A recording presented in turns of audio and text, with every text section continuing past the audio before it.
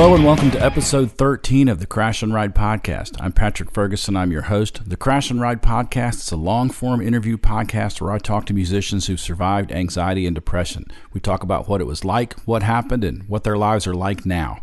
Today's episode is part 2 of our interview with Josie Cool, a trans musician from just outside Denver, Colorado. In part 1, Josie talked about the death of her father and grandmother, her decision to transition, and her life since she made that decision. We talked about some of the great bands she's been in, and we talked about what her experiences are like moving through the world as a trans woman. When we left off, she was just starting to tell me about a suicide attempt that she had contemplated just a few years ago. If you haven't heard episode 12, it's going to make a lot more sense if you stop and go back and listen to that now. Before we jump back into that interview, there's a couple of things I want to get out of the way. If you're new to the podcast, I'm a working musician. I play drums in the rock band 5/8 from Athens, Georgia. I'm also the drummer in Mike Mills from REM's side project, the Mike Mills Concerto.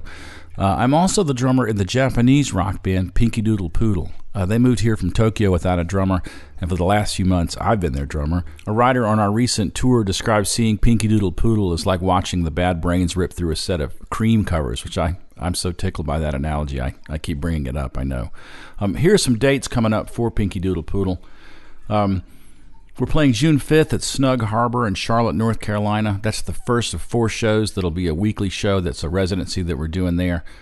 June 6th at the Burro Bar and Grill in Murfreesboro, Tennessee. June 7th at the Melody Inn in Indianapolis, Indiana. June 8th, we're playing the PRF Barbecue in Chicago, Illinois. If you're not familiar with the PRF Barbecue, it's a large community of musicians and recording engineers and other creative people who come together once a year in Chicago to have 3 or 4 days of beer and barbecue and bands. And go to PRF Barbecue. That's prfbbq.com if you need details. June 9th, we're playing the Mag Bar in Louisville, Kentucky. June 10th, we're playing in Nashville, Tennessee at the Radio Cafe. June 12th, we're back at Snug Harbor in Charlotte, North Carolina. June 13th at Sly Grog Lounge in Asheville, North Carolina. June 14th at the Hideaway in Johnson City, Tennessee. And then June 15th at the 8th State Brewing Company in Greenville, South Carolina. I'll give you more dates and details as they get closer. Hey, if you're a musician, back me up on this. When somebody asks you, hey, what time are you playing? Do you ever know? I never know. I know what time I have to get to the club, and that's in time for sound check. And then I just play when the stage manager tells me to play, or whenever like the club schedule says. Like, people are always like, hey, what time are you playing tonight? Man, I have no idea. I could guess. I don't know. I'm more than likely what I'm going to do is like open up my phone and open up Google and then try to find the club calendar and try to figure out what time I'm playing and then email you back. But I bet you could do that too. Anyway, here's this. Crash and Ride is brought to you in part by Greer Amplification. Greer Amps builds the best boutique effects pedals available. If you're looking for an overdrive, boost, fuzz, compressor, or tremolo that is rugged, road-tested, and at home on stage, in the studio, or in your living room, Greer has a pedal for you. Nick and his staff strive to build the best products around with the best tone you've ever heard. They believe in their products and they stand behind them too, backing each one up with a lifetime warranty to the original owner. Each Greer Amps product is hand-built in Athens, Georgia, USA.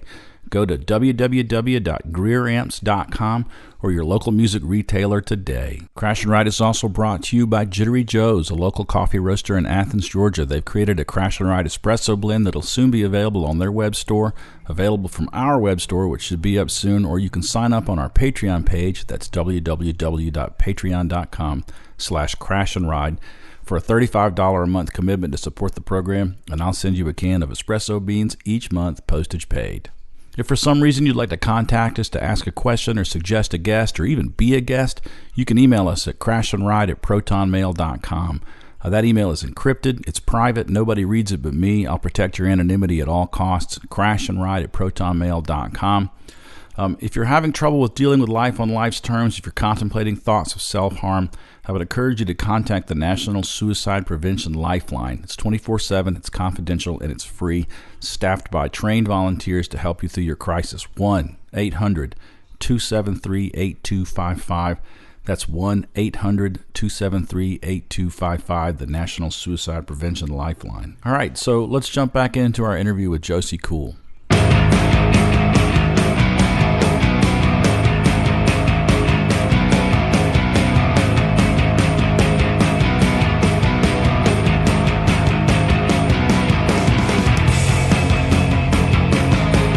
So just over a year ago, I had made plans to drive 2 hours into the mountains and climb up on a dam that I had visited one time and throw myself off of a dam.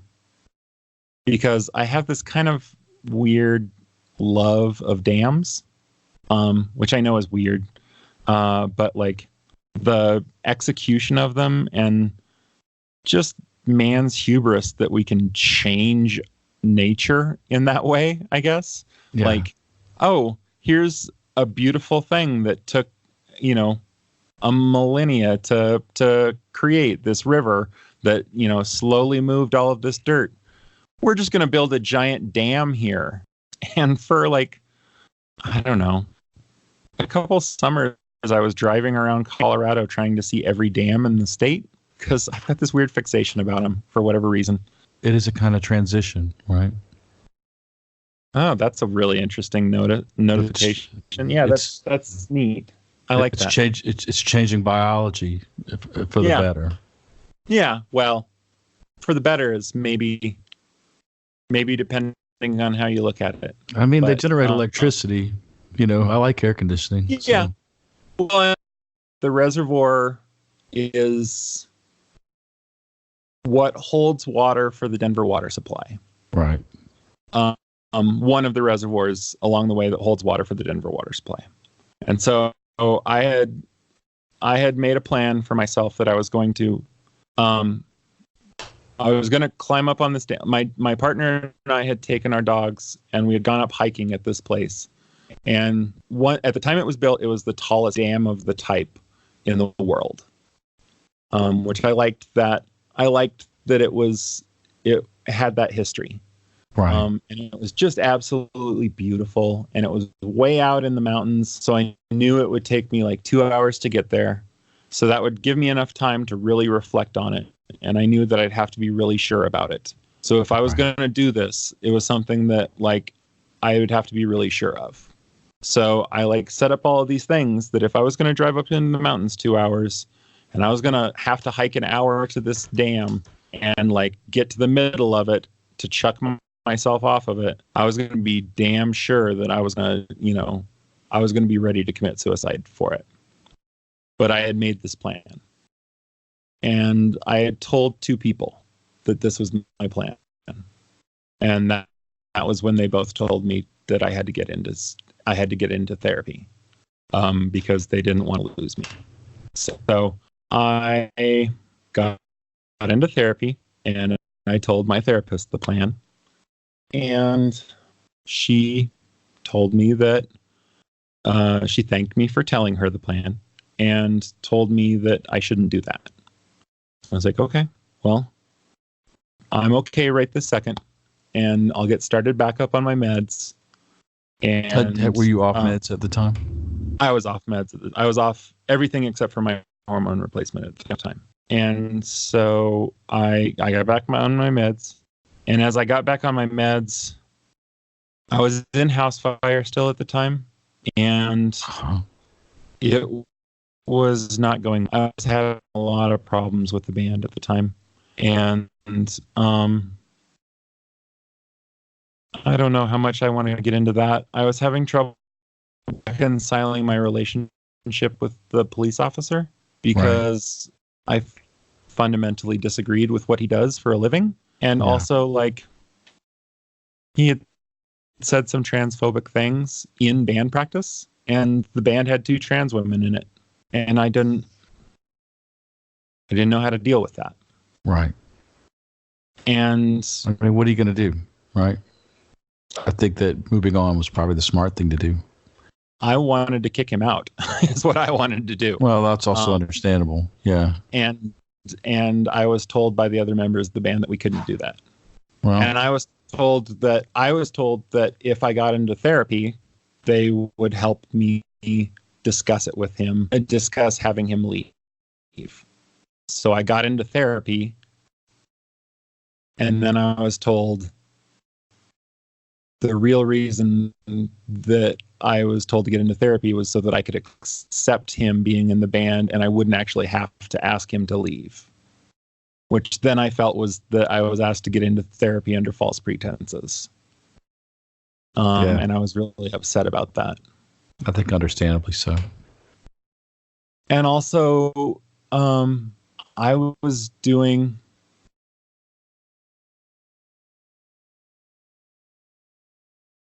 The rest of the bandmates will argue with this, but I felt like I was doing all the work. I found an artist to do artwork for the shirts. I created the shirts. I went to get the vinyl created. I handled all of that work. I designed all the flyers. I printed all the flyers myself at the print shop that I worked at for years. Whenever something needed to be done, I did it. I was writing a majority of the music for the band.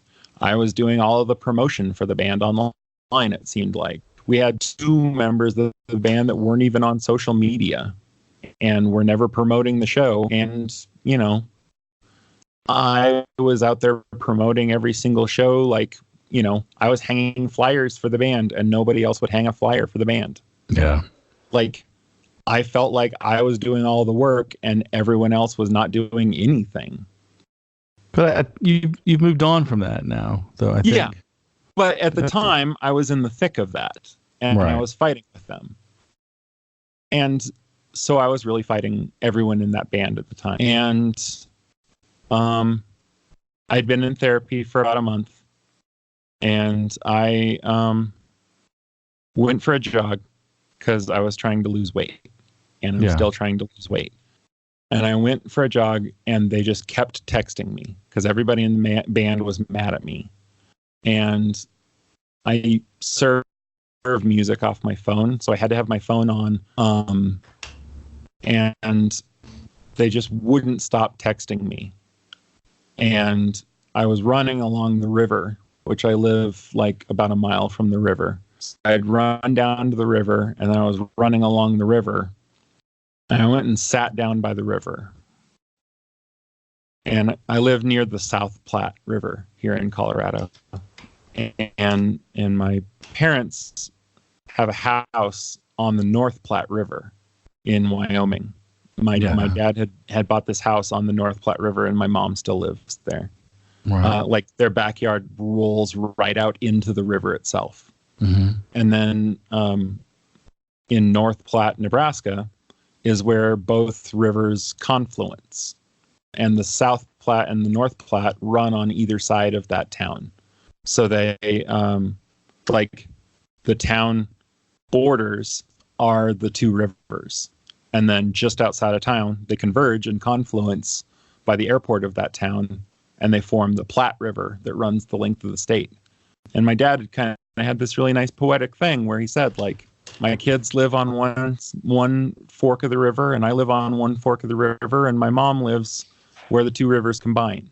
And so, we spent all our time growing up on this river, and now we all live really close to the river. And I think there's something really poetic about that. And like when he passed away, my mom took his ashes and we scattered them in the river.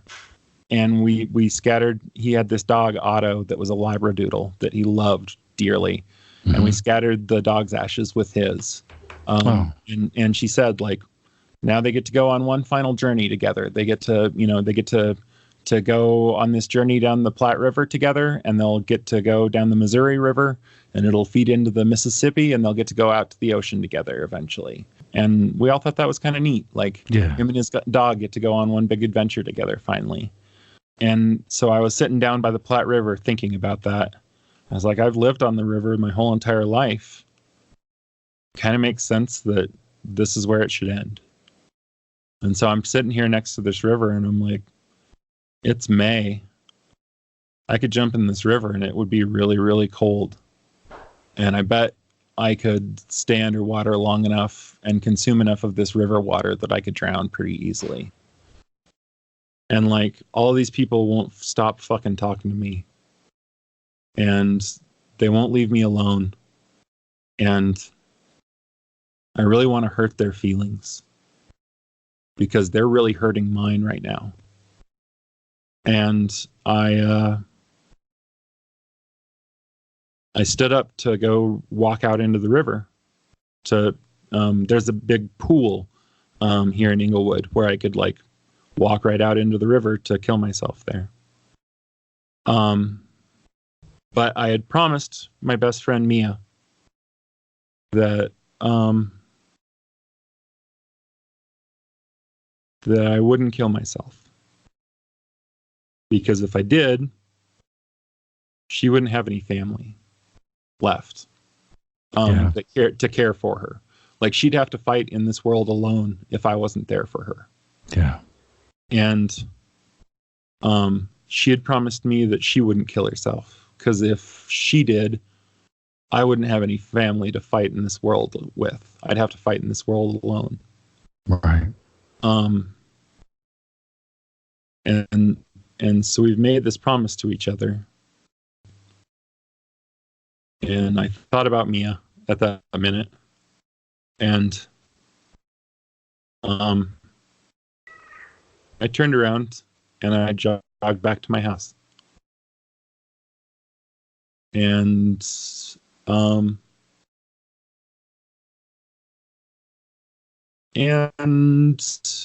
I've thought about doing it again since. I've got the pistol that I recovered from my grandma's Cadillac is sitting upstairs in my house because my dad had passed it down to me. And it doesn't have any bullets in it, but I think somewhere in this house we have bullets for it. And it's really scary having a pistol in this house because it would be a really quick, easy way to end it. But I'm doing a lot better right now, so I don't feel like I have to end it. Like, I have suicidal ideation daily. Like, I think about it daily, but it hasn't been actionable in months. And it's tough because I have friends that remember a year ago when it was actionable. Yeah. And they still treat me with kid gloves. And they're afraid to say anything around me, that I'll take it so badly that I'll want to kill myself again. And it's hard having them suppress themselves around me for that fear. Which would be better for you, if they would just speak plainly, or if they continue to sort of defer to the possibility that they may upset you? No, it would absolutely be better if they were just honest with everything around me. I had a friend recently who I had a big fight with, and she was saying, like, she was honest about everything, and she was like, I've had to hide myself and not talk about stuff that I was really hurting about, for fear that if I said something, it might set you off and you might hurt yourself. And I was like, and I mean, as recently as Great American Housefire broke up in November. We played our last show on November 10th. I didn't exactly answer the question about Wild Stage Antics, because on November 10th, we played our last show, and the band, right before we went to the show, everyone in the band quit, except for Kristen. The rest of the band essentially told me that they were quitting. And that made me really, really frustrated and angry and sad and upset. And you said, how do I not get angry and punch people? I take it out on myself. Right. And at that show, I'm known for like moving around on stage and stuff and putting on a good show. That night, I threw myself against the wall of the stage so hard that I broke the plaster. And I was trying to knock myself unconscious by throwing my head into the wall of the stage. And I had a lot of people come up to me afterwards and say, "Oh, your show is so great tonight. You were just acting crazy up there. That was great." And my friends came up to me afterwards and they were like, "That was really hard to watch. What the fuck were you doing up there?" Right. Are you okay? Yeah, that's what they were asking. Yeah. They knew that I wasn't okay. Right. And our guitar player, Jim, from the Altar Girls, was at that show. And I had amp failure, of course. Biggest night of the band's career. And my speaker cab failed on me. And So I couldn't get any amp to work. I had brought this Mesa Boogie along with me, and it wouldn't work because I didn't have a speaker cabinet. And I thought it was the amp, so I tried a different amp. I had borrowed my friend's JCM 800 and plugged it in. It wasn't working either. So I took the JCM 800 and I like took it to the side of the stage and I tossed it onto the couch that was in the green room that was off to the side of the stage. But to anyone in the audience, they didn't know that there was a couch there. So my friend Jim just saw me take this JCM 800 and toss it into the green room. And he said, like, he was standing in the audience and he was like, "Oh my God, she just threw that JCM 800 into the room. What the fuck?" And like, he was like, "She is fucking insane." I have this blue Rickenbacker that's my favorite guitar of all time. Yeah. And it takes the brunt of me whenever I'm mad. And I took it off and from chest height dropped it on the ground. And it came down in a bang and broke a string and,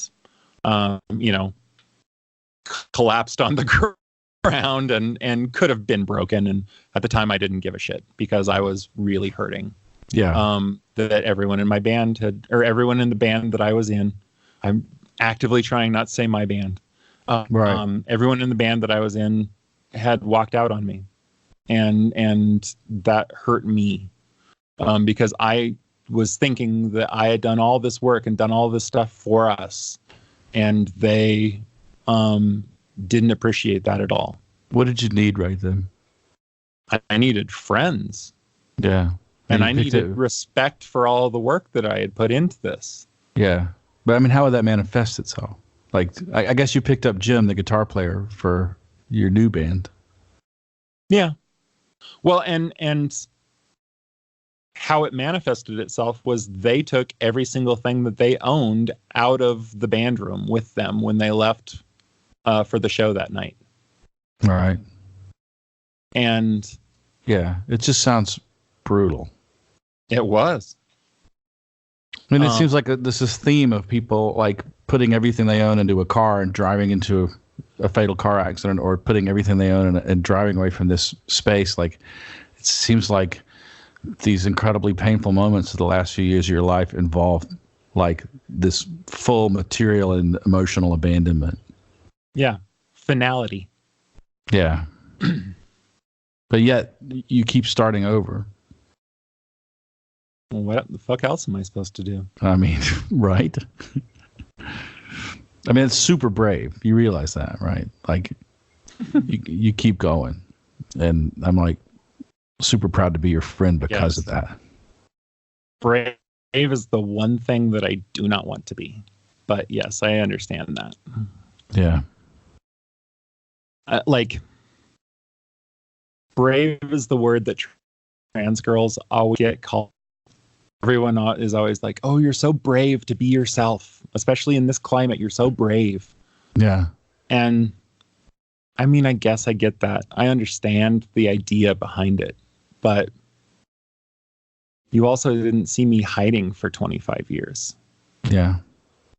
You didn't see me cowering in shame and, and being miserable for 15 years of my adult life, and lying to people and everything else that went along with it. It got to the point where the reason I came out was because I couldn't not come out any longer. Right. It was like sitting by the riverside was not the first time I had thought about suicide by any means. Mm-hmm. Like, it got to the point where if I didn't transition, I was going to kill myself. Right.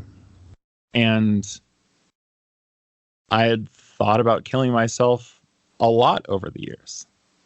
I thought about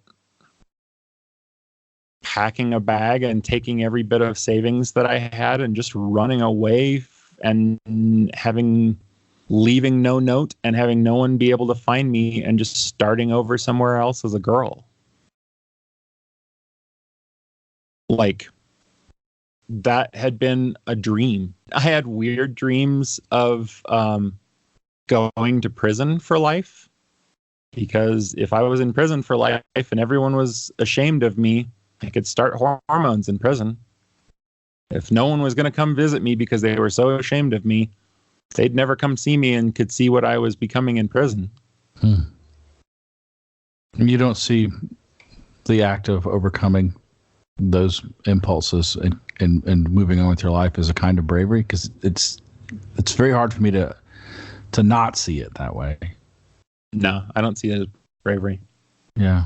I see the years of living in shame as cowardice. You have this shame about your shame, though, which... yeah, I'm well aware. I mean... I realize that everything about me is a dichotomy. Have you done any work on the shame? Like, have you done any, like, work with... Like, part of the 12-step thing that I'm constantly banging on about because it saved my life, but, like, I realize it doesn't work for everybody and blah, blah, blah, but... There's a thing, you know, that you do where you write down everything that you're ashamed about and you share that with another person and they look at it and they go, you know, you're not the monster that you think you are. And that it's important. It's powerful. It helps people get to the point where they don't have the kind of self-loathing that makes them feel like they need to drink or do drugs. And that's part of what those whole 12 steps are about. We haven't actually talked about that. I have been straight edge since I was 21. Yeah. I don't know if you knew that or not. I didn't.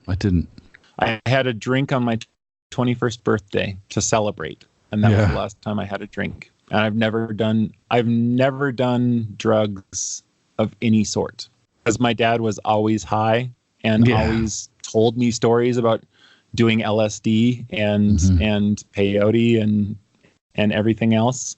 And I was always a little bit like, I've seen him in all of his glory, and you know, the way I'm going to rebel is getting a job and being straight-laced, a model citizen.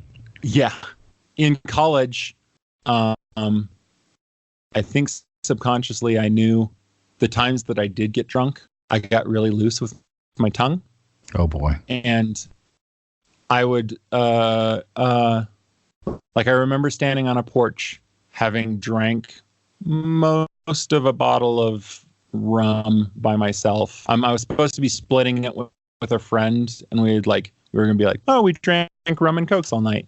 And then I remember at one point I was drinking it straight from the bottle all by myself. And I had nothing to eat that night. It's a classic college story. Yeah. And I remember being on the porch talking to him, that just barely standing up, you know, wobbling back and forth. I remember thinking, this guy's a really good guy. I really connect with him. I don't think he'd hate me if I told him that I wanted to be a girl. And then, like, I didn't tell him. And I woke up the next morning and, oh God, I almost told him that I wanted to be a girl. And then I remembered that, like, fuck, I don't think I can actually drink anymore, because it's going to slip out if I do. Right. So, let me ask you this. Yeah. Have you thought about getting rid of that gun? Yeah, a lot. I have. You could probably get a really nice guitar.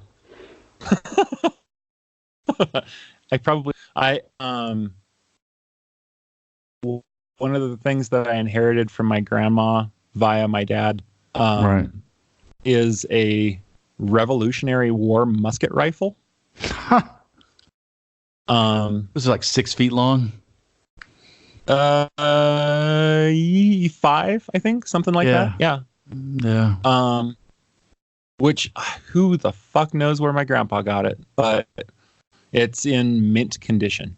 Yeah, and you could get a really nice guitar for that. Yeah, no, exactly. Yeah. I mean, I just feel like people who suffer from depression, and you've had several, like, really close calls. The problem with firearms is they allow this sort of abstract contemplation of suicide to become alarmingly concrete very quickly. Yeah. And I mean, I don't have them because I enjoy firearms. right. Much the opposite. I hate firearms. Yeah. I know how to shoot, and I grew up in the country. I had a BB gun growing up, and Mm-hmm. you know, all that kind of stuff. The pistol itself, I think, has a damaged revolver part of it, and I think if I actually shoot it, it will explode and blow up. But if I was using it for suicide, that wouldn't matter. So it's probably not worth anything. But I don't know. It reminds me of my dad, sort of. Yeah. And I'm not a danger to myself right now. Right and now. I don't foresee myself being a danger to myself in the future. That's good. That's great. Yeah. I mean, the great thing about being happy is you never feel like you're going to be sad ever again. Well, yeah. Yeah. And that's not to say that I'm not sad. Right. Like, I get down a lot. Yesterday, when my in-laws were misgendering me left and right, and when the people at the store were misgendering me, I was down a lot. My father-in-law yesterday was trying to get a clerk's attention, and the clerk came over, and my father-in-law goes, my friend would like to see these symbols. He wouldn't say she. Right. And he knew that it would hurt me to say he, but he refused to gender me female. So instead he said my friend. That hurts. Yeah. This is my father-in-law. Yeah. He also is the person that said that when I came out to him and his wife, my mother and father-in-law, that I was transitioning. He said he didn't care what I did with my own body because it's none of his business, which I guess is fine. But he didn't care about me at all. He just cared about what I was doing to his daughter and how it made it look that I was putting her in a pseudo lesbian relationship. He said that so that you could hear him say that? He said it directly to me. Jesus Christ, man. So, you know. Yeah. And they both misgendered me yesterday. My partner gets it right always. She thinks of me as a woman. The server at the restaurant got it right. She said ladies. She referred to me as she. Everyone at the pawn shops got it wrong. You know, it hurts when they get it wrong. I was down about it, but I got a fucking great deal on a drum set, and I got a nice pair of A customs that I'm happy about that sound really dark, and I'm going to be stoked to play them. Yeah. You know, that's the way that I found happiness yesterday. Yeah. I mean, ultimately, you know, we're going to outlive these people. So. Yeah. But I also have that stupid memory. Yeah. That my friend Mia, who's my best friend, she's the bass player in Ersatz Robots, and she's the bass player in Teacup Gorilla with me. And she found out that I have this memory. And eidetic memory is like the higher form of photographic memory, where you can remember like whole pages of books and stuff. Right. And I was like, no, it's not eidetic memory, and it's not even photographic. It's like a step below that. And she's like, oh, you've got idiotic memory. And I was like, yeah, exactly. I've got idiotic memory. So we've all started jokingly calling it my idiotic memory. I remember the exact scene of him saying that I was putting his daughter in a pseudo lesbian relationship, and I'll never be able to forget it. Yeah. I'll never forget the guy at the pawn shop saying the gentleman in the dress. I can't forget those things. I can't let them go. I wish I could. that's the trauma that I have, that no matter how much I work through it, I can't let it go. Yeah. It's always implanted in there. I have good memories too. I went out hiking, or we were camping when I was like 16, and this girl that we were camping with, one of my sister's friends, fell off a bridge, and I just grabbed her hand as she was falling and pulled her back up. And the bridge was over a fast rushing stream, and like I didn't think anything of it at the time, but like we got back to civilization, and her mom brought over like a plate of cookies or something. She's like, "You saved my daughter's life." And she was all like gave me a big hug or whatever. And I was like, "What are you talking about?" And like the little girl thought that I had saved her life because she would have fallen into this creek and died. And I was like, "Oh, I just grabbed her hand because she was falling." She's like, "Yeah, she would have fallen into that creek and died." Like, I guess. I mean, I feel like sharing your story is kind of the same thing, though. Like doing this podcast, someone's going to hear this, someone who's living in the shame that you were living in before you transitioned, and they're going to think, well, it's not easy, but it can be done. I hope so. I hope people hear this, and I hope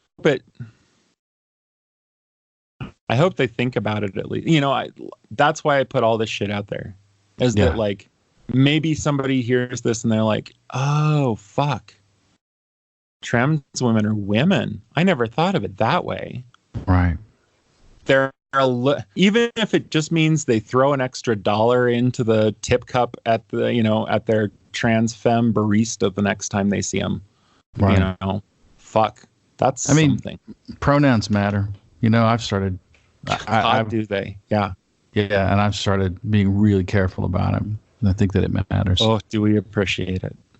Yeah. Well, let's jump into the questions, the other questions. I feel like this has been all about me, like asking you these incredibly personal questions, and I hope I haven't made you uncomfortable. Well, and I told you up front, I'm an open book. You had asked earlier, like, is it exhausting having to explain myself all the time? Like, it's just kind of part of what I do all the time. Yeah. I kind of don't feel like I have any personal life anymore. Right. I'm kind of fine. That's exactly what I was asking. Like, I'm kind of fine just being open about everything. And my partner hates it. She hates that I don't keep anything secret. Right. Because she would like things just to be, our things. Right. And I totally get that. And I'm trying to be better about not like sharing every secret with every person all of the time, but also a little bit like I'm doing my best to practice radical honesty with every single person because I think that that's important. Like, why not be honest about why lie about anything or keep secrets about anything? But don't you wonder if like you live somewhere like Berlin where this wasn't like an entirely new concept to people like it is in Wyoming? Yeah. Like, wouldn't it be better to just have a life where you didn't have to be called the gentleman in the dress at the pawn shop? Because in Berlin, the trans thing is not a new idea. Like, people in Berlin have known trans people. That's what I wonder about. I mean,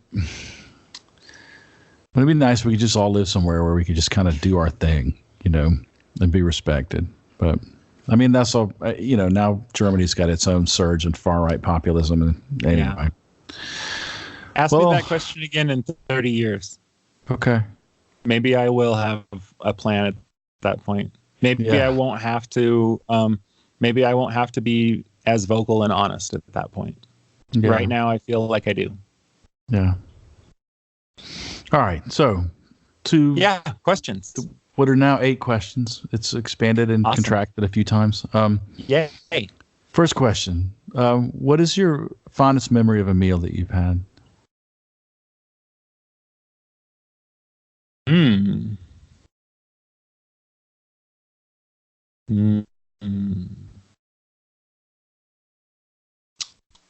Yeah, that's changed a little bit. I like the new format of it.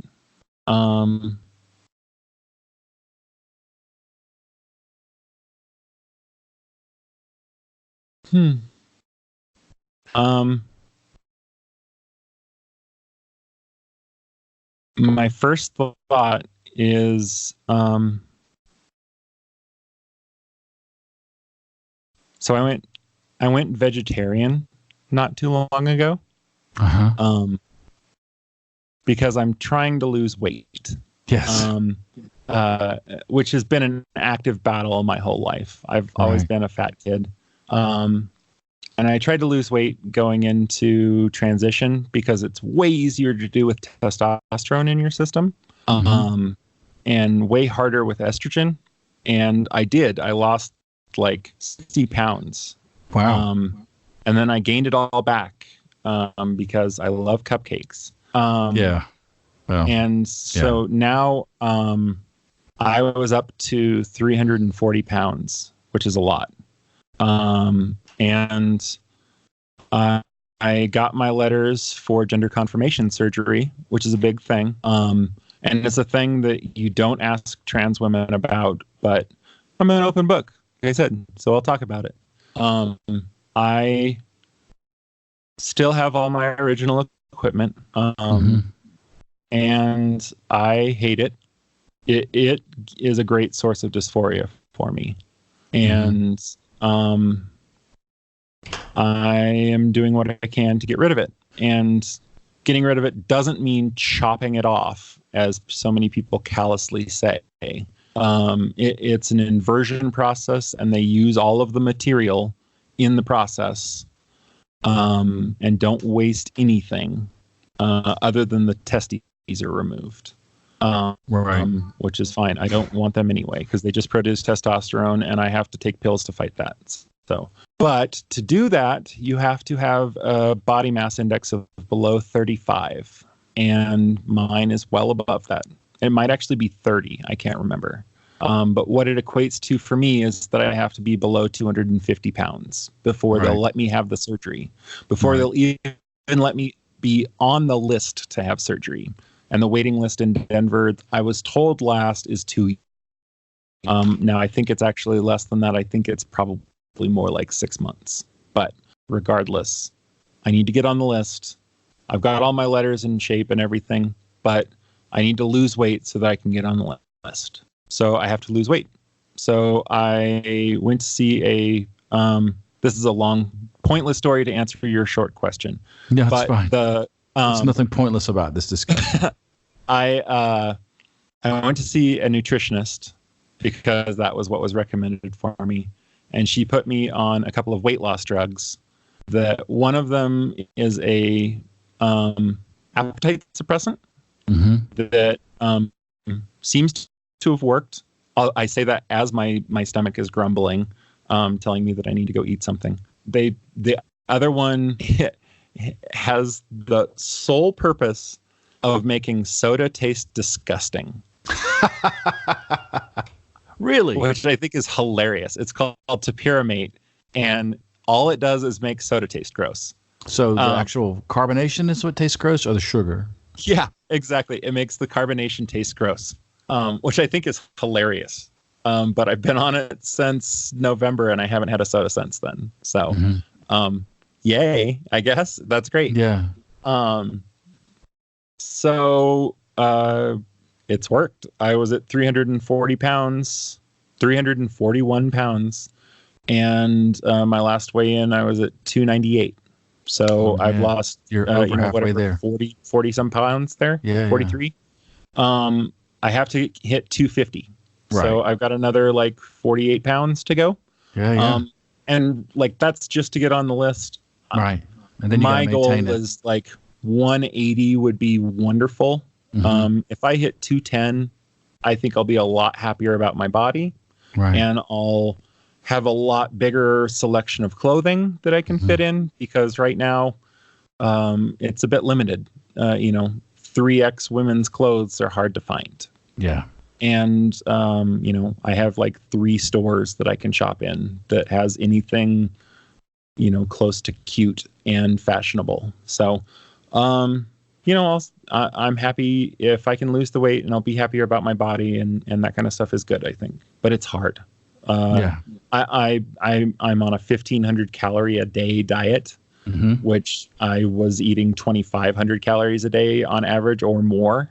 And I eat like a power bar for breakfast and lunch, and then like a fairly sensible dinner usually, and maybe a little snack throughout the day, and then I just drink water. I don't drink anything but water essentially, or maybe a little juice here or there occasionally, but it's pretty boring food. But I went vegetarian because that expands my options. It means I can have a little bit more calories here or there, or more extravagant meals, because they're veggie based. And also because I think it's better for me, and ethically, I think it's important, and that kind of stuff. Right. And my partner is vegetarian, and most of my friends are vegetarian, and it seems like I've been eating in a lot of vegetarian restaurants, so it made sense for me. But my most favorite or most memorable meal, we have this place here in Denver, which I guess is a chain, I've recently learned, out of Portland. And the place is called Fire on the Mountain, and it's a hippie, like a Grateful Dead chicken wing place. Yeah, it's not my jam at all. Right. But they make the fucking best seitan chicken wings you've ever had in your life. I love this place. And my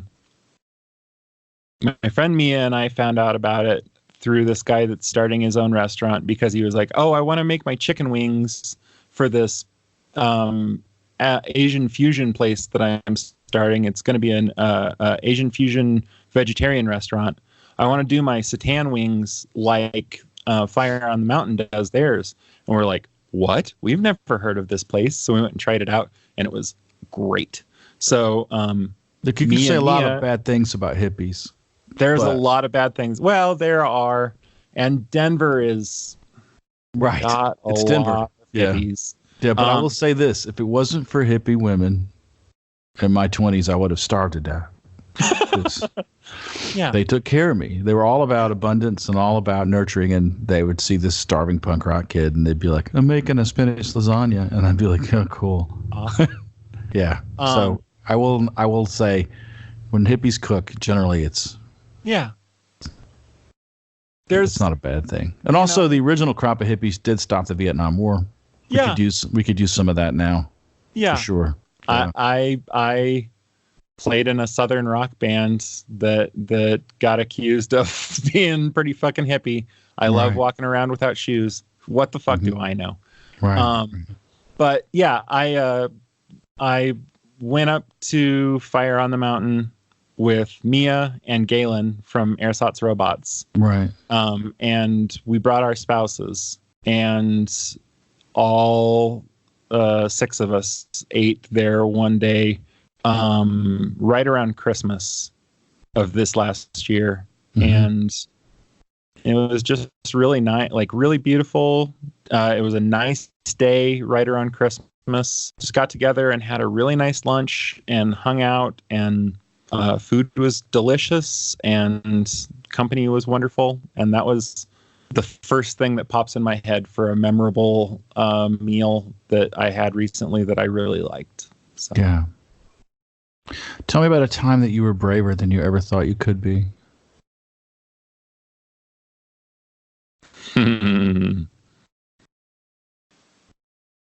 So when I was coming out to people, and I know I just said that I didn't feel brave as a trans woman.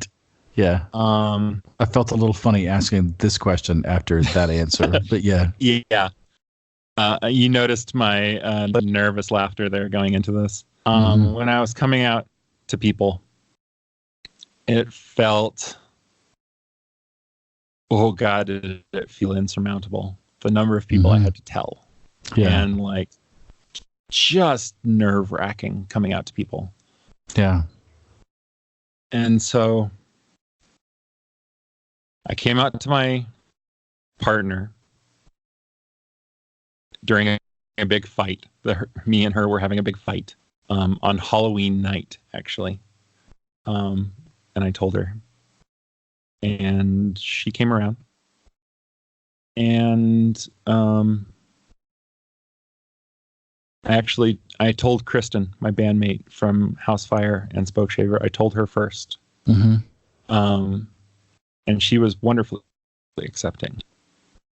And then I told my partner, and she came around. She wasn't accepting at first, not unaccepting, like she knew that I had presented femme over the years. But she was of the understanding that it was more of a fetish, I think, or she thought that. Right. Because I think that's how I had outlined it. And you were like, no, actually, I want to go to the bank like this. Yeah, exactly. Right. Well, and I mean, she knew that I would go to Goodwill dressed like that, or like spend my Saturdays like that. But it was more that like, I want to work like this. Right. And like, I don't want to not go to the grocery store like this is more of it. Right. This is me. Yeah. That's a big jump. This is not a kink. This is just who I am. Exactly. Right. And you guys made it through that conversation. We did. Yeah. And then, after you tell your partner, you have to tell your family. Right. And so I was kind of cowardice about that. I ended up emailing my mom and my sister at the same time. Like I didn't think at the time I could say it out loud to either of them. So I sent an email to both of them about it, and I wrote out this really long, elaborate email. It was like, this is what's going on, and this is the scientific reason behind it, and this is everything you need to know, and I'm the same person. I won't change at all. And that's not really true. I'm kind of a different person. Yeah. Not for better or worse. I just, I'm not the same person because that person was hiding a lot of stuff. Yeah. And I think I am a better person now, but it's different. It's just different. I'm a different person now. Yeah. Fundamentally, I'm the same person. I have the same values, and I have the same ethics and morality, and same interests for the most part. I still am a guitar player. I'm still loud and obnoxious for the most part, but I think I'm more empathetic now. Yeah. And I think I'm maybe a little more giving now and a little less self-centered now. Well, you were hiding before. Yeah, exactly. And that creates its own kind of scarcity of kindness and ability. Exactly. Yeah. Yeah. And then, and so that was a really, really scary email to send out. And I sent it out at like 4:00 on a Friday. Mm-hmm. And then me and my partner went out to dinner. And I wasn't presenting female at the time because I was like maybe a month into hormone therapy at the time. Yeah. Maybe not even that, maybe like 2 weeks. And like I had been seeing a therapist for about a month or about 3 months at that point before I even got on hormone therapy. And I wanted to get on hormones before I told anyone really about it, because I wasn't even my first therapy visit. I was going to go in and be like, okay, doc, so this is what it is. I dress up from time to time, and if there was a button in front of me that would make me instantly a girl, yeah, of course I'd press it, and yeah, I'd be much happier if I was a girl, but I'm not trans. And I was like, I just want you to tell me that I'm not trans and I'm just a cross-dresser, okay? Right. And I went in and I like talked to her for an hour. She's like, honey, you're really trans. And I was like, oh, fuck, I'm really trans, aren't I? And but there's always this doubt in the back. For like the first year, there was this doubt in my head, like, am I really though? Am I really trans? And it's still there. Like, I've been living outwardly as a female for over 2 years now. Right. And I still get this like little scratch in the back of my head that's like, are you really though? Are you just faking? So you have imposter syndrome about your imposter syndrome too. Yeah, of course. And it's society telling you that this is unnatural. Right, and it's not okay. And there's also people like Blanchett or Blanchard or whatever his name is that came up with autogynephilia theory. And, I have no idea what that is. You have to tell me what that is. Oh, you don't need to know what it is. It's awful. It's the theory that all trans women who are lesbians are actually just in love with the idea of themselves as a woman and not actually trans. And the only people that are trans are gay men that want to make it easier for themselves to attract a straight man as a husband. Absolute garbage science. Yeah, that's like some race science bullshit. That's like it absolutely is. Skull calipers like have come up with some science to justify my prejudices. Yep, exactly. And it was really popular in the 90s, and I read it online, and I read all of the wrong things that I was not supposed to online, and it helped shove me as far back in the closet as I could go, and made me more and more ashamed of myself. And, you know, a lot of my sisters did the same thing. And a lot of my best friends did the same thing. And that's why so many of us, came out later in life. And that's why a lot of us are like, so proud of the girls that are 9 years old, like your daughter's friend. Also pretty fucking jealous of them because, there wasn't a Ray Blanchard out there telling her she was a disgusting freak at 9 years old. Right. Where there was when I was 9. There was, Jerry Springer's and Maury Povich's out there screaming it from the rooftops when I was a kid. Yeah. And what was the question that I was supposed to be answering? That was tell me about a time you were braver than you ever thought you could be. Yeah. So coming out to my mom and my sister was really hard. And the postscript to that story is, so my partner and I went out to dinner, and my sister calls me up, and she was like, "Hey, I just want to tell you that I love you, and I accept you, and it's totally fine that you're trans. I absolutely think that's great, and I support you 100%. I'm like, "Oh, thank you so much. That's great. I love you too. Thank you. That means so much to me." And she was like, "I've got to tell you a funny story though. Mom called me up about 15 minutes ago, and she was like, 'Hey, we've got to talk about your sister.' And I hadn't read your email yet, and I was like, 'Oh my God, Dad had a secret family? What the fuck?'" Which is totally something that we could both see my dad doing. Yeah. And my mom was being great. She was using the right pronouns and using the right terminology and everything right off the bat. But the funny thing was that, your sister was like, "I don't know who that is." Yeah, exactly. And I had actually come out to my sister when I was like 20, maybe. Sort of. Like she would have been 14 then. Yeah, something like that. She was in high school, and no, I was older than that, I guess. Yeah, she would have been like 17, so I was probably 23, and she was getting ready to move to Colorado because she was going to live with us, and that was why I had come out to her.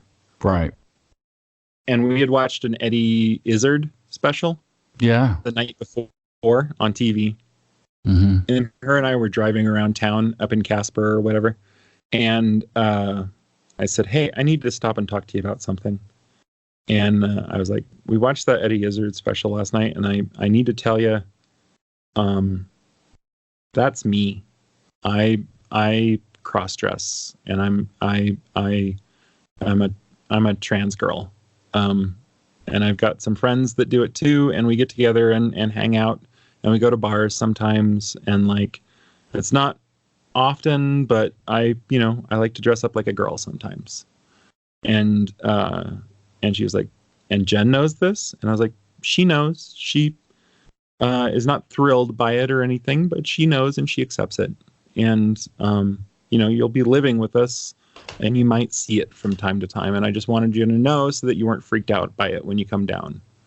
And she was like, at the time, she was living in Wyoming and she was, 17 or something. And she was like,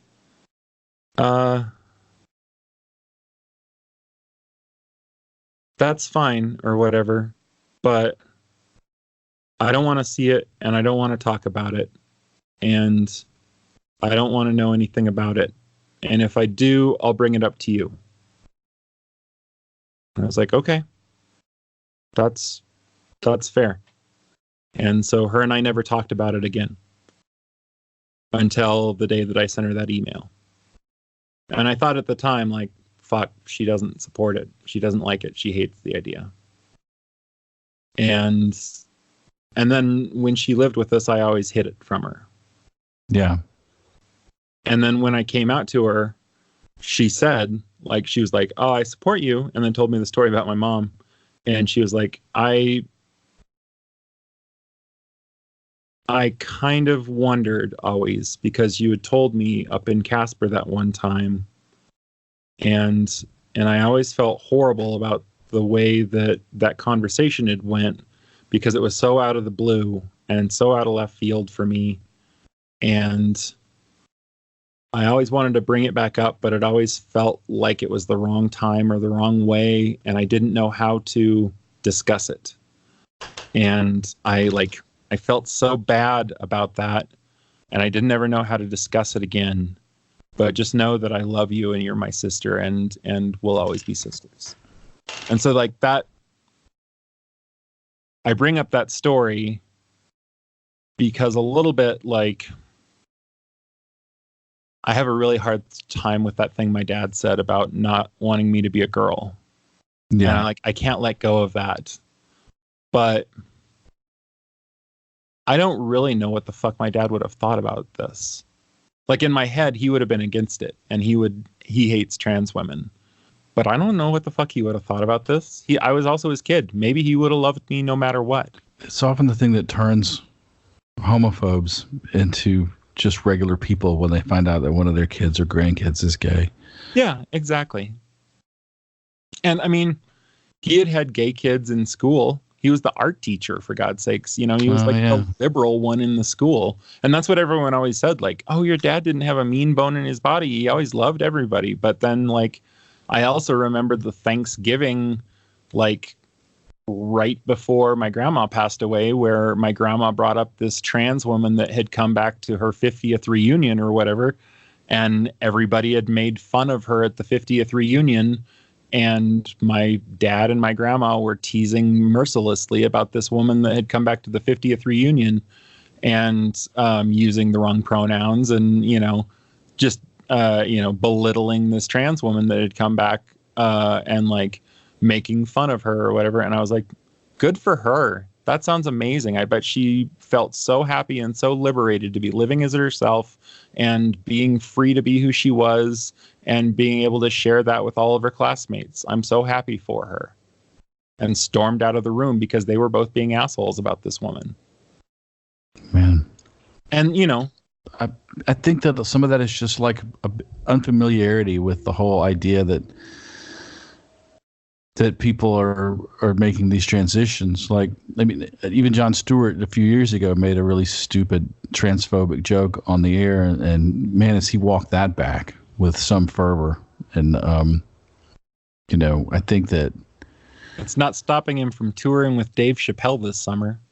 Well, I don't know about that, but it sounds disappointing. Dave Chappelle's king transphobe right now in my book. And Jon Stewart's playing with him at Red Rocks this summer, I know. So, Well, of all the things you've lost, what is the thing that you regret losing the most? Time. Yeah, all those years of hiding. A favorite saying in the trans community is the best time to plant a tree is 20 years ago, and the second best time to plant a tree is right now. Yeah. I would think that the second best time to plant a tree is 19 years and 999 seconds ago or whatever. Right. Like, you know, in all actuality, right. Like, I spent so many years piling shame on. And a lot of it is like in everything in my life. I feel like you had said earlier that that I've accomplished so much, or that I'm an overachiever or whatever. And I feel like so much of my life has been sitting on the sidelines watching it all happen. Right. Because to me, like, I had one band that went out on tour for a week and a half. And then, like, we went on a bunch of weekend tours. But I went the safe route and got a good job that then didn't ever let me go out and tour. Right.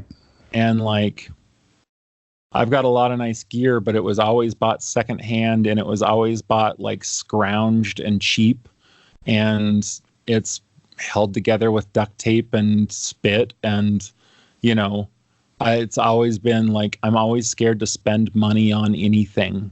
I always have to like piece it together however I can, and save and scrimp, and like, you know, I don't feel like I've lived in a lot of ways. Right. And now I'm 38 and I've got knees that are just absolute shit. They're falling apart, and my body is falling apart in a lot of ways. And, you know, I'm it sounds awful to say that I'm too old to be beautiful, but the body as it ages doesn't take hormone therapy as well. Yeah. And, you know, I see these girls that start at 18 or at 25 or at 13, and they have a lot better results than I ever will. Yeah. And, you know, I know I shouldn't compare myself to other people. I know that I can only live the life that I live, but I've thought for so many years, like, I had thought for a lot of years, like, oh, well, it's like a video game. You know, at the end of it, I'll hit the reset button, and on the next try, I'll get it right. It's not like that at all.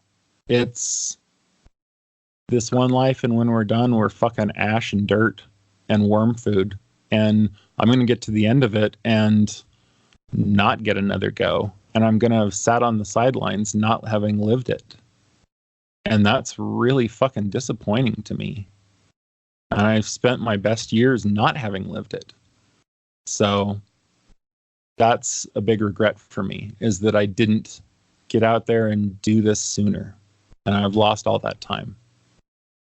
Yeah. And I think maybe that's a large part of the shame of it, is that I wish I had done all this sooner. I wish I had gotten out there and fucking lived and experienced all the things that I should have experienced, and like not waited.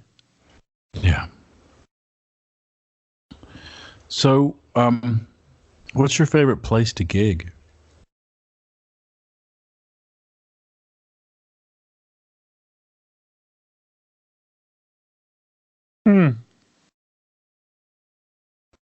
Ever, or that still exists? Ever. I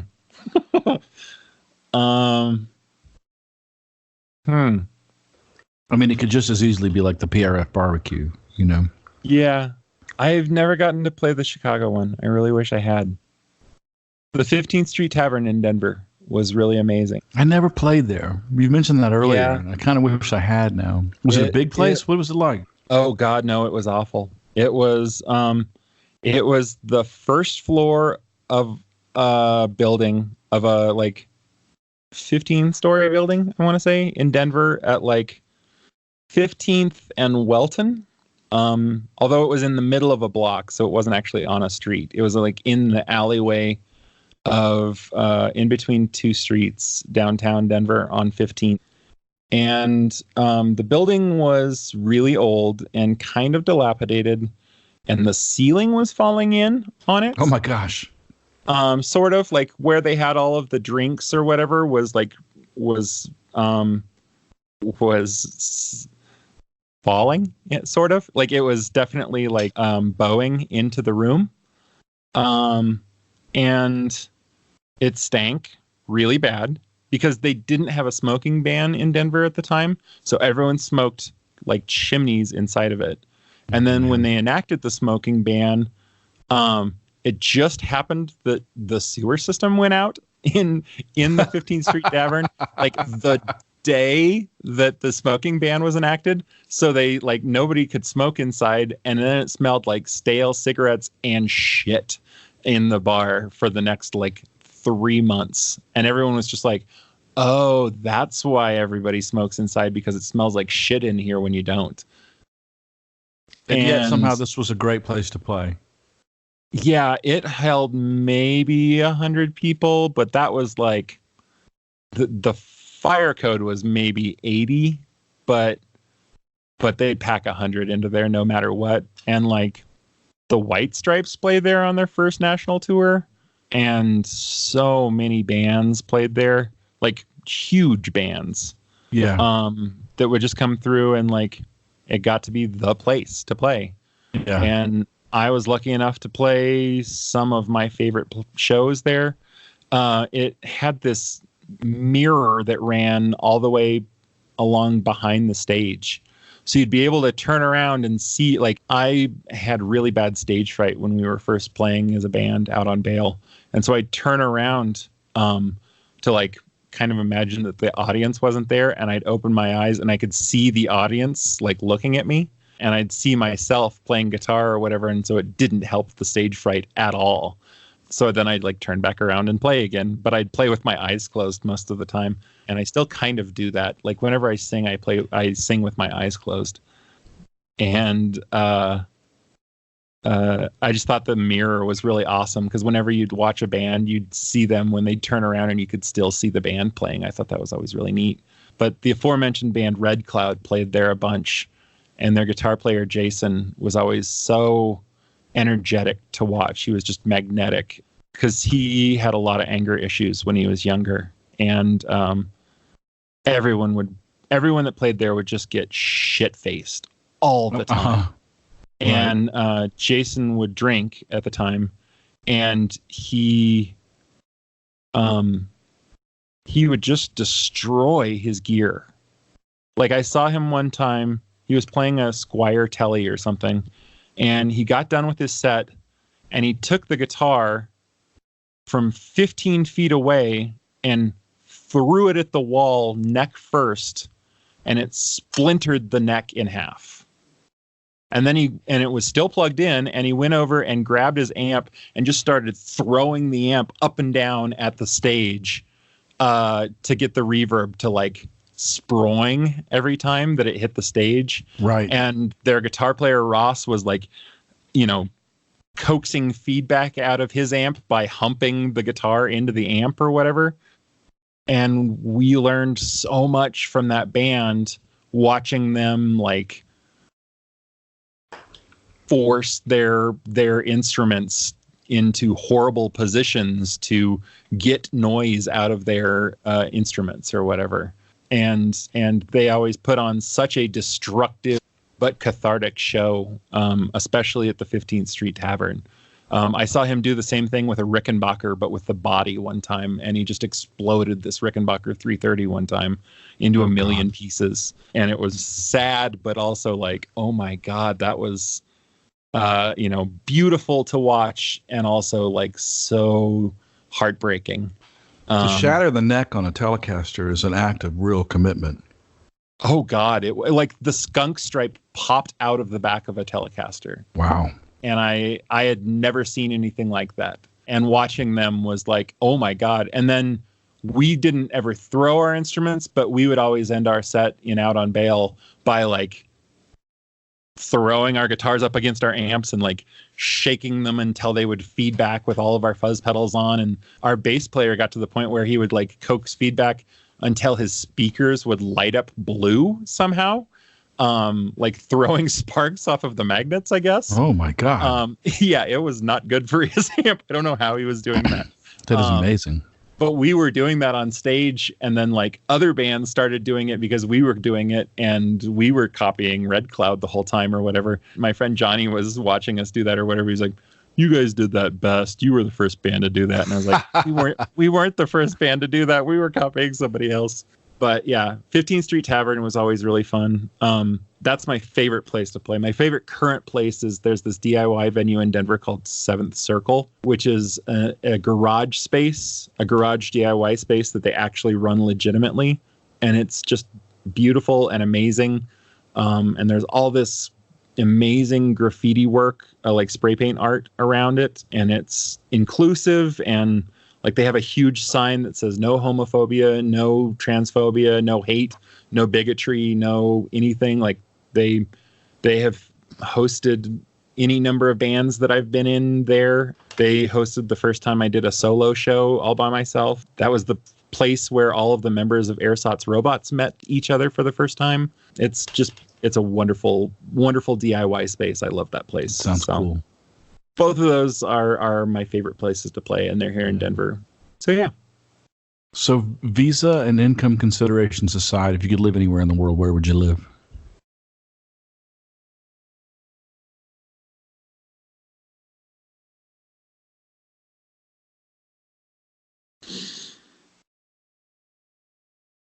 I'm pretty fucking happy in Denver, honestly. Yeah. And I know that that's a weird thing to say, but like... Not at all. You've got a community there, and that's what matters. I mean,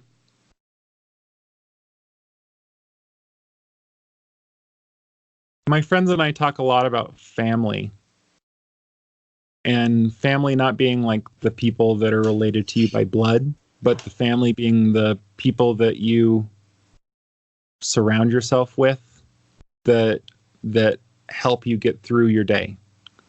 And my family is in Denver. Like, my sisters are in Denver.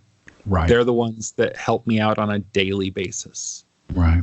And, you know, I could get a job anywhere, or I could live just about anywhere, I suppose. But my family is in Denver. And, I mean... From a musician standpoint, being in the Midwest or the Northeast would be wonderful because you wouldn't have to drive 9 hours to get to the next place that you could play. And like California would be rad. Portland has a huge population of trans girls, and that would be awesome. Anywhere not America would be pretty cool because, like, you know, standardized healthcare, and like not everybody would hate me for existing. But yeah.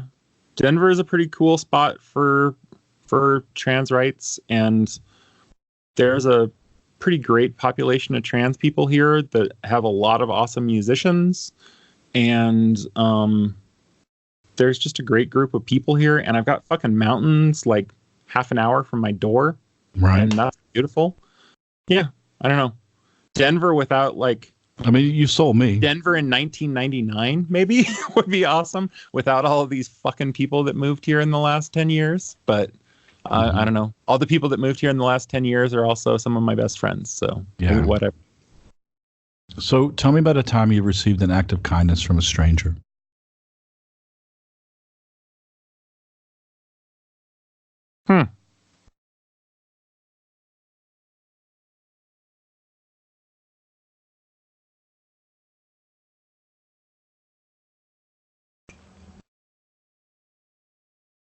It's sad that one's really hard for me to come up with. I mean, I immediately think of the waitress in the other day, who, after everything else, got your pronouns right. Yeah, but is being a fucking human kindness? I mean, that's a valid question. But I also think that not being a human is unkindness. Well, I guess. Yeah, I mean, to me, like, she sees a woman, she says, ma'am. That to me is not even like being overtly kind. Like, that's not going out of your way to be kind. That's just being a fucking person, I guess. Yeah. Like, that was my first thing, is like, it's nice for people when they see me and they read me as a trans woman to be nice to me. But then also, like, that's kind of basic humanity, I would think, especially in Denver. Like, in Colorado Springs, I could see that being like, you know, a thing. But also, when it comes to servers, and this is me being callous, I suppose, but I have to think that she knows that her tip her tip, or her income, depends on that. Like, you start misgendering somebody and your sale depends on that a little bit. Yeah, but I mean, the guys in the pawn shop apparently didn't give a shit about that. But right. You know, also, a waitress, it's easy to be like, oh, well, I was going to give you 20%, but you called me sir, and so I'm only giving you 5% or whatever. Like, I'm not that kind of person anyway. I still tip well, but like, right. I could see somebody being a shithead about that. So yeah, I mean, though, having been a server at different times in my life, I also know that, like, a lot of people assume that the server is thinking in this mercantile way all the time, in this sort of mercenary way about, like, who they bestow kindness upon and who they don't, with an eye towards the bottom line. But at the end of the day, it all kind of runs together, and you just have to be a decent person all day. Yeah, and I guess that's kind of like, not in a case-by-case situation, but I guess I'm kind of thinking, like, she's probably just nice to everybody all of the time. Like, every trans woman that comes in, she just tries to be nice to them all the time. And I've been to restaurants before where I've gotten sirred. And that sucks. I've been to restaurants where I've played the restaurant or the bar and I've gotten sirred. And that really sucks. Misusing pronouns, just at this point, it's either an act of ignorance or an act of pig ignorant aggression. Yeah. And I just don't. If I was playing a venue, and I mean, I can't speak for you because we have such different experiences, but once again, like, find your own fucking entertainment. If you can't treat me with respect, then I'm gonna pack my shit up and go. Yeah. It's weird. It could be the imposter syndrome talking. It could be self-esteem talking. But I also a little bit am like so grateful that anyone lets me play, that I'm a little bit like, you can demean me, whatever you need to do. Just let me play my stupid little songs here, and we'll get off the stage in just a minute. But like, people in clothing stores are always really nice, I guess. And they're strangers, essentially. Yeah. But yeah, I don't know. People are always pretty fucking decent to me, for the most part. Like, I say that people are shitty to me a lot of the times, but strangers, especially in store, like, women in stores are usually pretty nice to me. Women in general are usually pretty nice to me. It's men that are assholes usually to me. Yeah. So I get a lot of kindness from women, and that feels wonderful. Yeah. But I don't have a great answer for that story, or for that question, unfortunately. I can't think of some time that somebody was like, did something extraordinarily nice for me. Yeah. And that might just be me being jaded. Well, no. I mean, the first time anybody asked me that question, it took me a minute. But, man, when I remembered the thing, it was like, oh, that. Yeah. Do you own your perfect musical instrument? Mm-hmm. Yeah, I do. Is that the Rickenbacker? Yep. You said it was a 330? Is that correct? Yeah, it's a 1987 Rickenbacker 330 in midnight blue with black hardware. That sounds like a sexy guitar. It is my favorite guitar of all time. Yeah. And it doesn't make it sound any better, but I got a really good deal on it. Which, that made me laugh so hard I'm coughing. It does sound better to me when I get something. It really sounds good deal. Better to me because of it. Right. And it's a Frankenstein. Yeah. When I found it at a Guitar Center here in Denver, the person that owned it before me had routed it for humbuckers, which is an abomination for a Rickenbacker. Yeah. And not only that, they had Bill Lawrence blades, like what Dimebag Darrell plays in his guitars. They had mounted those into it. Man. Yeah.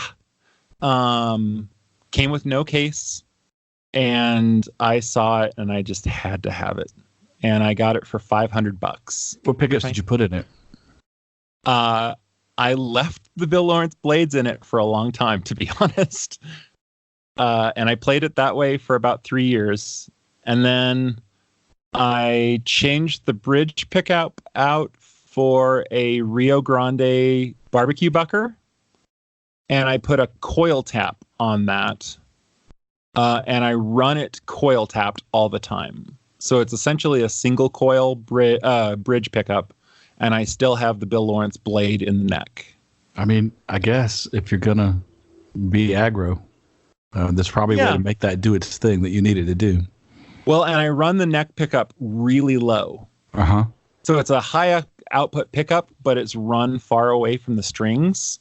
So it just adds warmth and fullness. And I run it in the middle position most of the time. Okay. So it's just adding some fullness to the sound. Mm-hmm. And then for me, my whole rig is my instrument. Like my amp is as much a part of what I do as the guitar. You said you were using a Mesa as your head? I bounce back and forth a lot between a bunch of stuff. And for that show, I had there's this metal band, like doomy kind of metal band from Denver called Primitive Man, which are wonderful at what they do. It's not my thing exactly, but they're great at it. And the singer Ethan is a friend of mine, and he had this Mesa Stiletto dual rectifier. Right. And he sold it and traded it to a friend of mine, and she traded it to me for something. So I ended up with this Mesa, and I was playing it. It's like this 4-channel beast, but I've gone back to my favorite amp, which is a Morgan SW50R. That I bought from my friend Josh in Boston, who is the guitar player for Devo. What? And yeah, he replaced Bob Number 2 in Devo when he passed away. And he was also Matt Sharp's guitar player in The Rentals for a little while.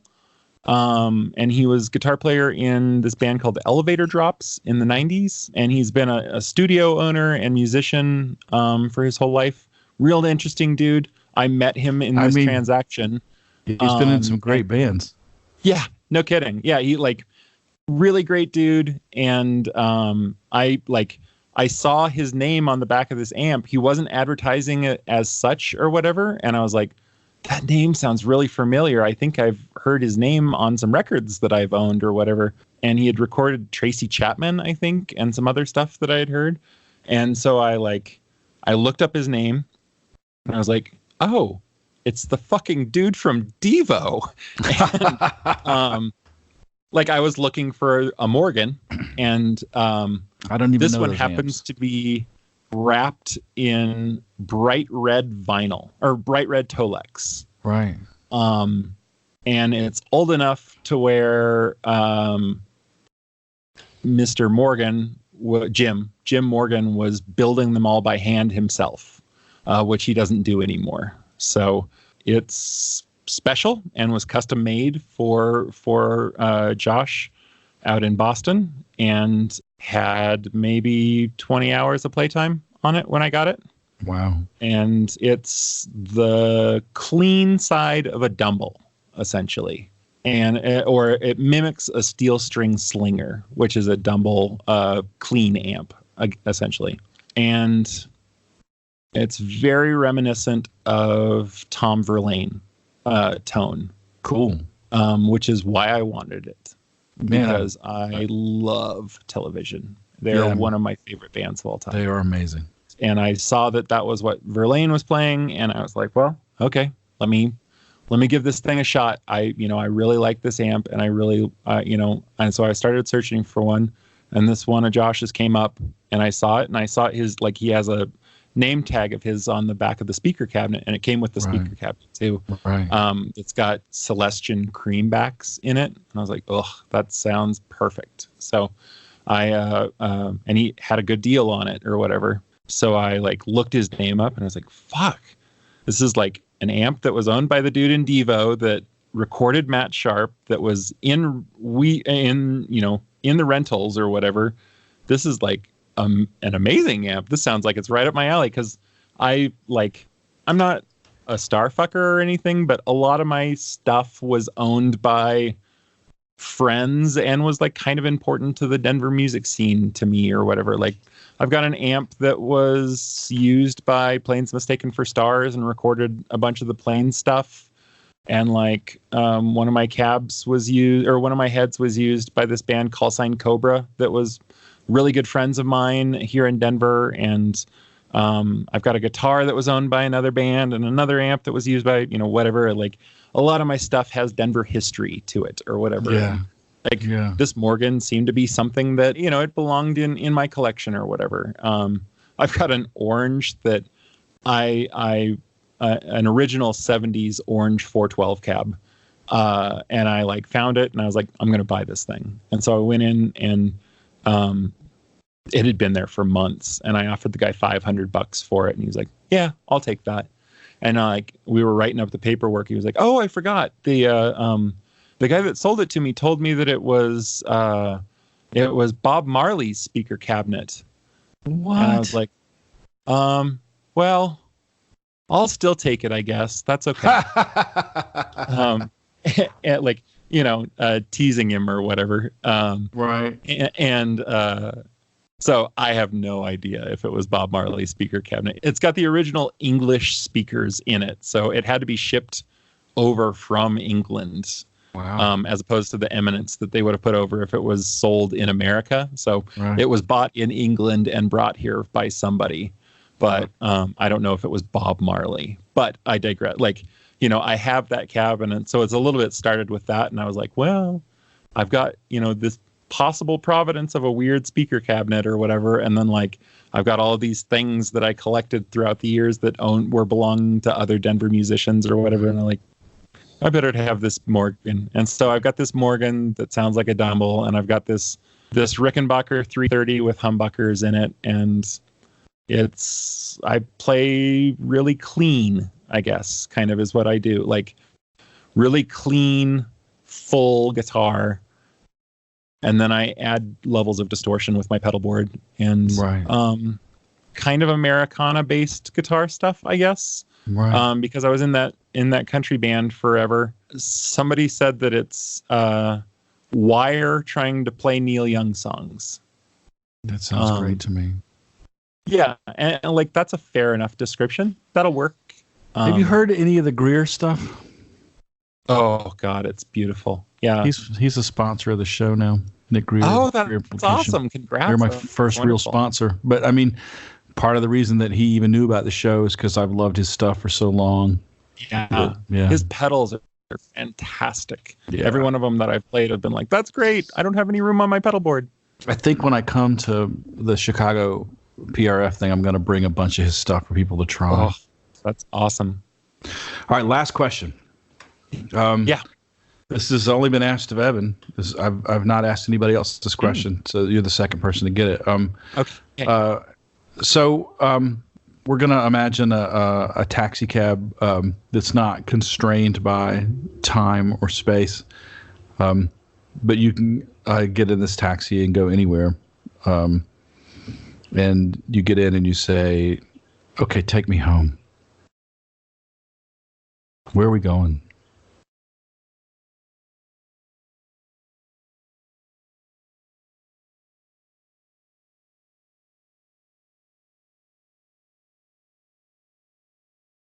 That question makes my heart hurt a little bit. I have my own reasons that question is super important to me. Yeah. And it's really emotional, and I understand that it's a hard question. If you come from a challenging household.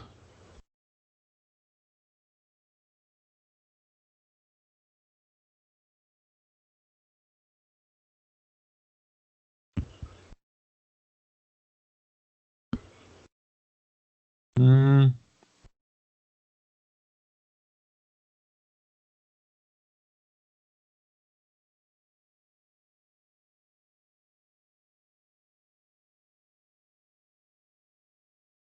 Mm.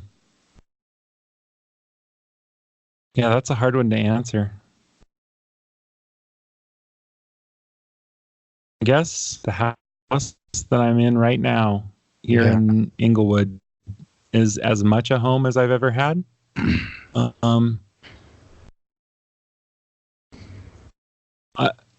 My first instinct was to say my house in North Platte that I lived in with my parents. Yeah. But time has been cruel to those memories, kind of, to the point where I don't know if I can. I don't know if I can consider that home anymore. And like part of my thought was like my grandma's house. Right. Because for years after we moved away from North Platte, we would still go back there for Christmas. Like every year until she passed away, we would still spend Christmas there. And she would always say like, "Oh, you're coming home for Christmas, right?" And so like, you know, it was kind of always like, "Oh, home is North Platte and home is her house." But I also had to sell that house. Like I had to be the one to sell it. Oh my gosh. And I had the burden of packing it up. I've done that. I packed that house up with my mom after my dad died, and I had to worry about. There was like a month where we didn't have insurance on it because the insurance forgot to tell us that we had to change the name over or whatever. And there was like a giant storm that hit Nebraska that uprooted half of the trees in the town. Mm-hmm. And like, so I found out the weekend before that storm hit that we didn't have insurance on the house. Oh, for God's sakes. And so here I am like stressing out watching this, 100-mile-an-hour gusts hit these 50-year-old trees in this town and uproot them or whatever while colossal gusts of rain hit this town.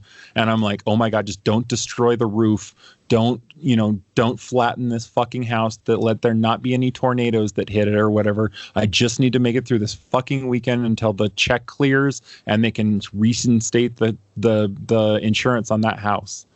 And thankfully it made it through, but like the sprinkler system kept failing and like the grass wanted to dry out and die on me, and like I hated that house by the end of that summer. And I was 400 miles away. I couldn't drive back there every weekend or every day to take care of it or whatever.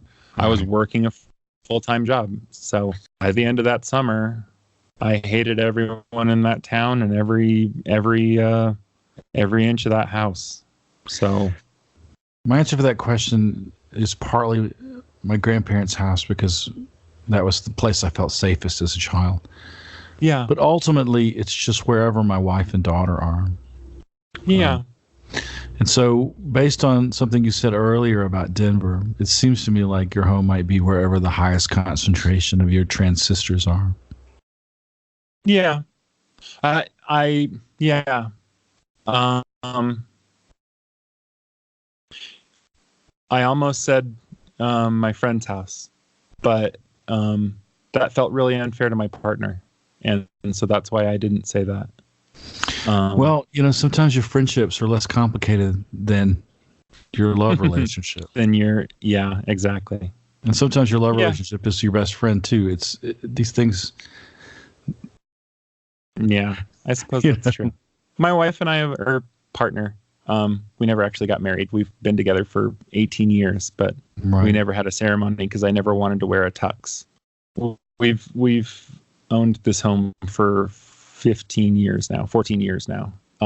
So I've been here, I guess, as long as I've been in any one place. So it feels as much as home as anything. And I love the house that we have here. It's this cute little 2-story house built in the 30s in Inglewood, Colorado. Well, I've learned a lot today. Yay, that's good. I'm really grateful that you took the time to do this, and you've been so incredibly open with so much. Absolutely, always. I just want to say thank you for doing this, because it's not a small undertaking to open your heart like this. Oh, absolutely. Like I said, it's my pleasure. Thank you so much for having me. Oh, thank you. All right. Thanks, Josie. I mean, that was amazing. The incredible vulnerability it took to open up to a complete stranger about something as profound as that is it's remarkable, and I'm deeply grateful that Josie was able to do it. Thanks for tuning in. Come see me play some shows on the road with Pinky Doodle Poodle. Come introduce yourself, shake my hand, let's talk it out. I got a new drum set I'm pretty stoked about. It's a great big gold sparkle, early 70s 3-ply Ludwig that goes boom really, really loud. Remember, if you're having a hard time dealing with life on life's terms, if you're struggling with thoughts of self-harm and feel like you need some help, you can always call the National Suicide Prevention Lifeline at 1-800-273-8255. That's 24/7. It's confidential. It's free. 1-800-273-8255. Give them a call. Man, take care of yourself. Be kind to yourself. Go see live music. Support your favorite band. And remember, loud guitars save lives.